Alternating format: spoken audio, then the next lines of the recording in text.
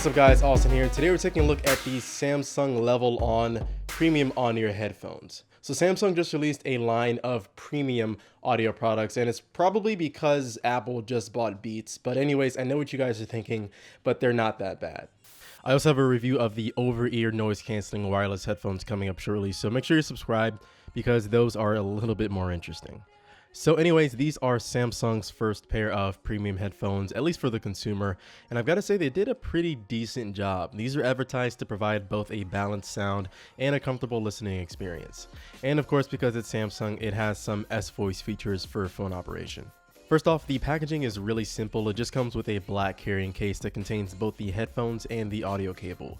And the case is pretty nice. It's hard plastic and not too heavy, so it should do the job when transporting the headphones.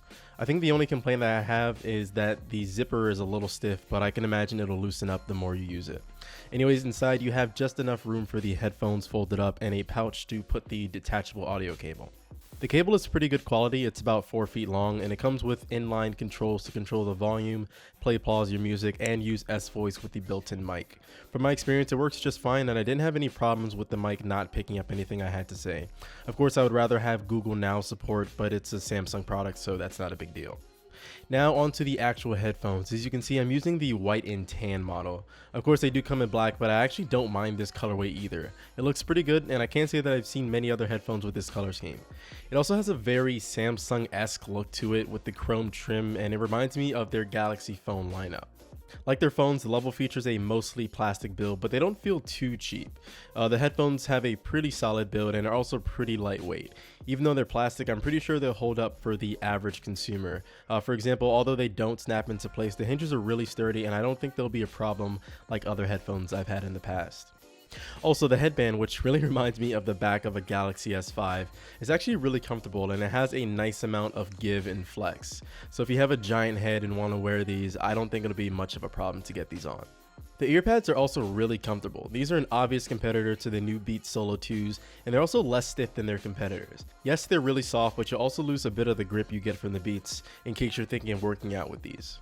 Now, I'm not the biggest fan of on-ear headphones, but for what it's worth, these are some of the more comfortable ones that I've tried.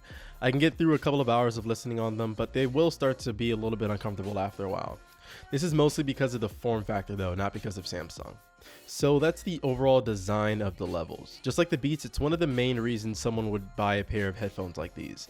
I think they look pretty good. Let me know what you guys think in the comments, but either way, looks don't really matter if they sound like crap. So how do they sound? Well, not bad actually. As most of you know, I, along with many others, use a pair of Audio-Technica M50s for all of my audio needs, and they're still my go-to headphone recommendation. But if you want something a bit more stylish and you're considering something like Beats, well, then you can consider these too. Like I said before, I was actually pretty surprised by their sound. They don't sound terrible.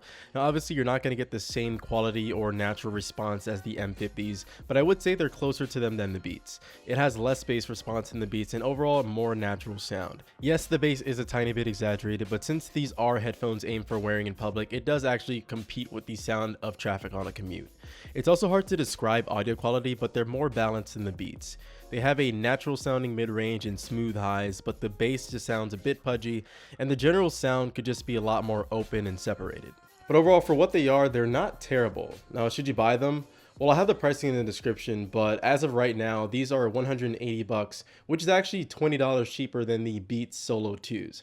However, they are $10 more expensive than the ATH M50s with a detachable cable. So it's really up to you about how much you really care about the style of the product. But anyways, I have the links in the description, so I encourage you to go check those out and see which one is right for you. So that is my review of the Samsung Level On headphones. Be sure to drop a like if you enjoyed the video. Thanks so much for watching, and I'll catch you guys in the next one.